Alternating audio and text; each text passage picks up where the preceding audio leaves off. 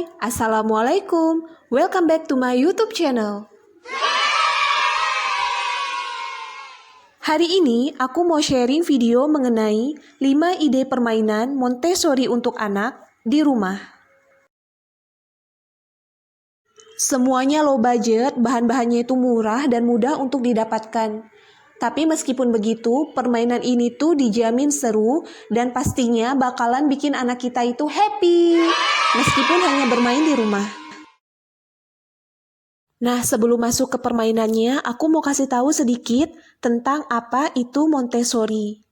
Selama ini kita sering dengar istilah Montessori, tapi apa sih sebenarnya Montessori itu? Montessori adalah suatu metode pendidikan untuk anak yang didasarkan pada teori perkembangan anak. Metode ini dibawa oleh seorang pendidik dari Italia bernama Dr. Maria Montessori. Nah, ini gambarnya ya. Beliau membawa metode ini di akhir abad 19 dan awal abad 20. Ciri khas dari metode ini adalah mempelajari segala sesuatunya melalui aktivitas gerak dan penginderaan dengan berbagai material yang bertujuan untuk mengembangkan kekuatan kognitif melalui pengalaman langsung. Oke, kita langsung saja masuk ke ide permainan yang pertama. Ini namanya Classification Box and Coin Drop. Ini kotak klasifikasinya aku buat sendiri. Nanti aku akan kasih tahu cara untuk membuatnya di video ini juga. Nah, ide permainannya itu, anak kita berikan instruksi untuk memasukkan koin-koin yang telah kita labeli dengan warna-warna tertentu ke dalam kotak klasifikasinya berdasarkan warna dari koin tersebut. Manfaat dari permainan ini adalah yang pertama melatih fokus atau konsentrasi anak, yang kedua melatih anak dalam mengenal warna, melatih anak dalam menghafal warna-warna tertentu, dan memanfaatkan barang bekas menjadi barang yang berguna. Nah, ini dia bahan-bahan yang diperlukan untuk membuat kotak klasifikasinya. Yang pertama, kardus bekas yang sudah tidak dipakai lagi. Ini aku menggunakan bekas kotak mainan anakku dan bekas kotak sepatu. Karena sudah tidak dipakai lagi, jadi aku mau memanfaatkannya untuk membuat mainan untuk anakku. Yang kedua, ini lem cair. Yang ketiga, cutter untuk memotong ya. Yang keempat, gunting. Ini penggaris, terus pulpen, dan kertas warna tentunya. Ini aku mulai membuat kotak klasifikasinya. Tutup atasnya ini aku bagi menjadi 6 bagian sama besar karena aku mau menggunakan 6 warna pelangi, tapi nanti warna ungunya aku ganti dengan warna coklat. Ini untuk kertas warnanya juga aku potong, disesuaikan ukuran panjang dan lebarnya dengan perbagian dari tutup atas kotak klasifikasi tadi ya.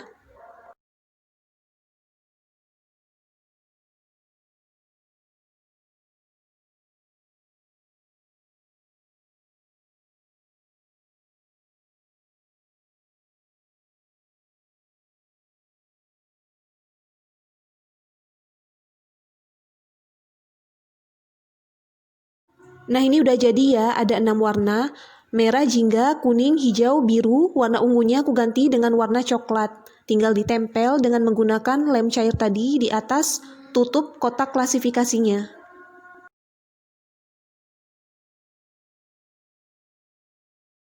Sekarang aku membuat lubang kecil seperti celengan di masing-masing warnanya untuk memasukkan koinnya nanti ya. Nah, jadinya seperti ini ya. Ada 6 warna, merah, jingga, kuning, hijau, biru. Warna ungunya aku ganti dengan warna coklat. Di bagian pinggir dari tutupnya, aku lapisi dengan kertas warna. Ini warna merah, supaya lebih cantik aja. Ini kotak klasifikasinya, ruang dalamnya aku sekat menjadi 6 ruang dengan menggunakan kardus. Disesuaikan dengan 6 warna dari tutup atasnya.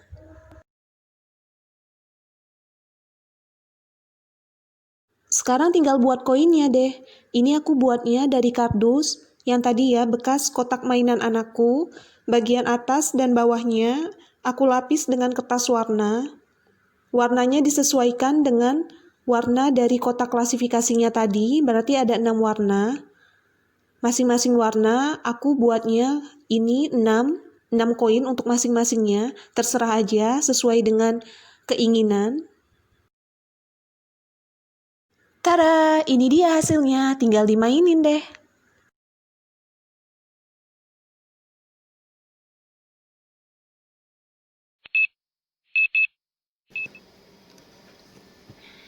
No.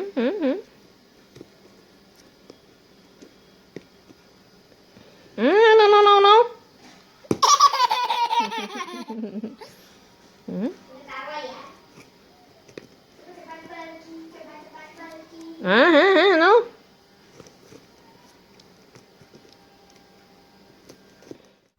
Dan ini ide permainan yang kedua, Blooming Flowers and Water Play. Masih menggunakan kertas origami yang kita bentuk menjadi bunga seperti ini. Caranya, ambil kertas origaminya, kemudian lipat menjadi 2 bagian, lipat lagi, setelah itu dilipat lagi ke arah bawah menjadi 2 bagian seperti ini. Kemudian dilipat lagi membentuk segitiga. Seperti ini. Nah, ini aku minta maaf ya, karena ini udah terpotong polanya. Nanti dia seperti ini bisa dilihat, itu polanya sudah aku gunting ya. Bagian bawahnya bisa dilihat dengan jelas, digunting, polanya seperti ini. Nah, nanti kalau dibuka hasilnya akan seperti ini. Bentuk bunga seperti ini ya. Ini bagian dalamnya aku hias saja dengan kertas warna yang aku bentuk menjadi lingkaran. Jadi dia mirip dengan bunga asli ya. Bagian kelopaknya kita lipat seperti ini. Ini udah jadi ya untuk persiapan flowersnya. Ini untuk warna-warnanya terserah mau menggunakan warna apa aja semenarik mungkin. Untuk water play-nya kita menggunakan air yang kita masukkan ke dalam wadah seperti ini. Diusahakan wadahnya itu bening ya. Karena kalau kita memberikan warna pada airnya, kalau wadahnya bening akan terlihat dengan jelas. Sebenarnya tidak harus, cuman kalau airnya diberikan warna, visualnya itu lebih menarik untuk anak-anak. Untuk pewarnanya aku menggunakan pewarna makanan. Nah, ini ide permainannya seperti ini. Bunga tadi kita masukkan ke dalam air. Nah, nanti perlahan-lahan kelopaknya yang menguncup akan mengembang seperti ini. Semakin berat kertasnya, maka akan semakin mudah kelopaknya itu untuk membuka. Karena kertas tadi serat-seratnya menyerap air ya, yang membuat dia membengkak dan meluas.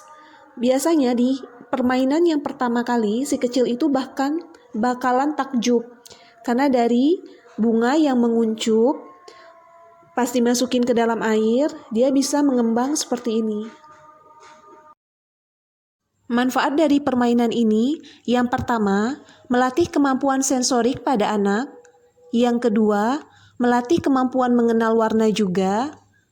Yang ketiga, melakukan eksperimen sederhana bersama anak di rumah.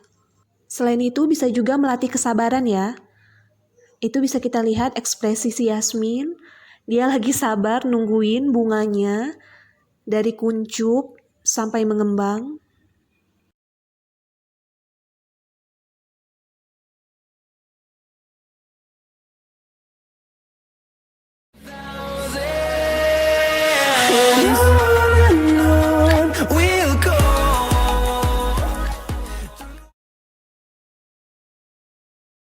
Ini permainan ketiga namanya gluing atau seni perekatan. Bahan-bahannya itu mudah aja. Karton, ini aku menggunakan karton putih. Terus kertas warna juga. Kertas warnanya aku bentuk lingkaran dengan 3 macam ukuran, yang besar, sedang, dan yang berukuran kecil. Nanti permainannya itu gampang aja, kita berikan instruksi kepada si anak untuk merekatkan lingkaran-lingkaran yang telah kita sediakan dengan menggunakan lem. Nanti kita beri contoh dulu untuk si anaknya, gimana cara merekatkannya, baru si anak terserah dengan ide kreatifnya sendiri, mau merekatkannya di mana aja. Warna yang digunakan terserah sesuai keinginan, jumlah dari masing-masing ukuran juga terserah sesuai keinginan kita. Yang paling penting, kalau anaknya sudah bosan, jangan dipaksakan untuk terus merekatkan. Kalau sudah mood lagi, baru kita bantu lagi dia untuk merekatkan lingkaran-lingkarannya kembali sampai selesai. Nah, ini tuh seru. Nanti hasilnya itu bisa jadi karya seni si anak ya. Ini punya Yasmin, aku tempel di ruang bermainnya.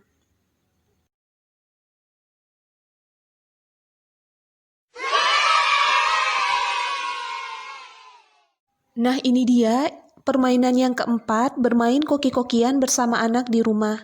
Yang aku sediakan cukup kacang hijau yang aku masukkan ke dalam wadah yang agak lebih besar dibandingkan dengan wadah-wadah kecil lainnya yang juga aku sediakan. Nanti ide permainannya kita instruksikan kepada si anak untuk memindah-mindahkan kacang hijaunya dari wadah yang besar ke masing-masing wadah kecil atau dari satu wadah ke wadah lainnya. Ini permainannya simple, sesimpel itu, tapi bisa buat anak kita itu happy.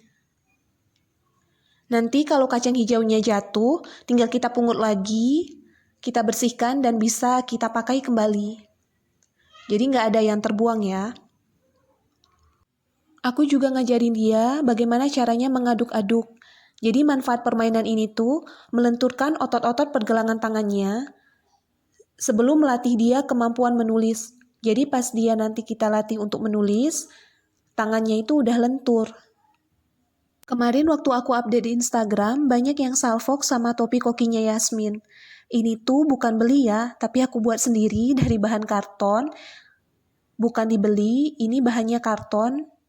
Tapi meskipun dibuat sendiri, dia tuh se-happy itu. Dan ide permainan yang terakhir, namanya Hidden Puzzle Hunt. Sesuai dengan namanya, Hidden Puzzle Hunt. Ide permainannya nanti potongan-potongan puzzle-nya kita sembunyikan di dalam beras. Jadi nanti kita instruksikan kepada si anak untuk mencari potongan-potongan puzzle yang sudah disembunyikan di dalam beras. Nanti keseruan yang terjadi, si anak sibuk mencari-cari mana potongan-potongan puzzle-nya yang sudah disembunyikan di dalam beras. Kemudian baru dia menyusunnya menjadi gambar utuh di papan puzzle-nya. Sambil dia mainin deh tuh berasnya. Nanti setelah selesai, beras yang berjatuhan bisa dikumpulkan kembali, dimasukkan kembali ke wadahnya, dicuci, dan dipergunakan kembali. Jadi bukan dibuang ya. Nah, itu dia semuanya 5 ide permainan Montessori untuk anak di rumah. Jangan lupa dicobain ya. Pastinya buat anak kita itu happy meskipun hanya main di rumah aja. Karena yang paling penting bermain sambil belajar, tapi si anaknya itu harus happy. Sekian dulu video aku kali ini. Jangan lupa klik tombol subscribe, like, comment, and share supaya aku tambah semangat lagi buat videonya. See you on next video. Assalamualaikum.